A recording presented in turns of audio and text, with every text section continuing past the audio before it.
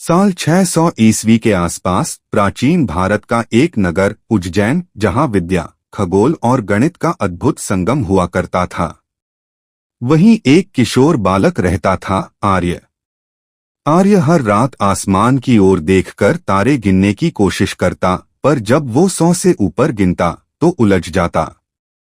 एक रात उसने अपने आचार्य से पूछा, गुरुदेव, अगर किसी के पास कुछ न हो तो हम उसे कैसे गिनते हैं? क्या कुछ न होना भी गिना जा सकता है? गुरुजी चुप हो गए। यह प्रश्न सरल था, पर उत्तर नहीं था। वो जो न है, पर है। आर्य अब बड़ा हो चुका था, अब वह आर्यभट्ट बन चुका था। उसने खगोल शास्त्र, गणित, बीजगणित और ज्योतिष का गहरा अध्ययन किया। एक दिन ग्रहों की स्थिति की गणना करते समय वो ठिठक गया। यदि एक ग्रह की गति 0 हो तो क्या होगा? क्या 0 को गिनती में शामिल किया जा सकता है? उसने देखा कि बिना कुछ न होने की गिनती किए कोई गणना पूर्ण नहीं हो सकती। नालंदा का मौन उत्तर। अब आर्यभट्ट पहुंचे नालंदा विश्वविद्यालय, जहां हजारों छात्र और विद्वान आचार्य बनते थे। वहां उन्होंने अपने विचार साझा किए। हमें एक ऐसी संख्या चाहिए जो न होना दर्शाए, पर फिर भी गणना में भाग ले। शुरुआत में विद्वानों ने मजाक उड़ाया, भला कुछ नहीं भी कोई संख्या होती है। पर आर्यभट्ट ने धीरे धीरे समझाया, अगर आपके पास 10 फल हैं और 10 दे दो तो क्या बचा?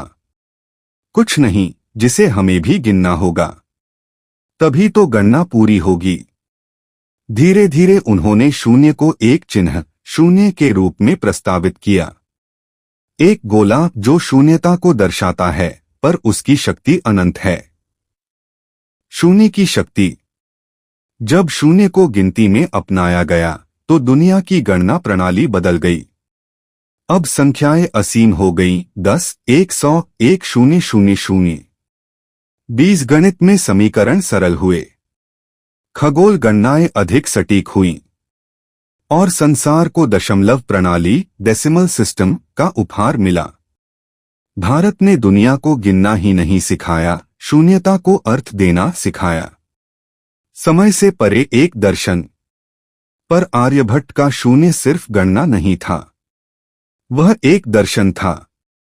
जैसे जीवन में सब कुछ होते हुए भी अंत में कुछ नहीं रह जाता, वैसे ही गणना में भी सब कुछ 0 से शुरू होता है और उसी पर समाप्त। आज कंप्यूटर हो, अंतरिक्ष मिशन हो या मोबाइल, हर तकनीक की जड़ में कहीं न कहीं 0 छिपा है। 0 जो खुद कुछ नहीं है, पर जिसके बिना गणित, विज्ञान, तकनीक कुछ भी नहीं।